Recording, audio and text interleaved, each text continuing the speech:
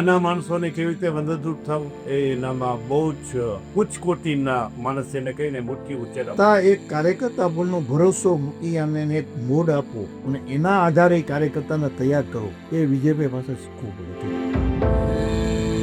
વિજયભાઈને એવો વિચાર આવ્યો તો કે આપણે દર વર્ષે ઓલામાં જઈએ છીએ તો આપણા બધા પુસ્તકો વધે છે જે આપણે સેકન્ડમાં દઈ દઈએ, તો એના બદલે આપણે બુક બેંક ચાલુ કરીએ. અને વિજયભાઈને વિકલાંગ બાળકો બહુ ગમતા, એની યારે ઓતપ્રોત થઈ જાય ત્યારે બોલી ઘણી નાની મોટી એની પણ વાતો હોય કે આપણને ક્યાંક ખોટી હોય, પણ એ માણસ કાયમ એમ કહેતા કે નાના બાપુ એ આપણું રીત જ જીતે છે, એમાં કઈ બીજું વિચારવાનું આવે જ નહીં. પણ વિજયભાઈ સાથે રહ્યા પછી એમ લાગ્યું કે હવે આ જે અમારા વડીલ ભાઈઓ છે ને આ એમાં અમે ગુમાવ્યા છે. જે એનું એને નિયમ થયા જ ને એનું કે આનંદ આવી જાય કે આજે મારા સિરિયસ છે પણ યાદથી રહે કહી દઉં વિજય તારો સાંભળ સે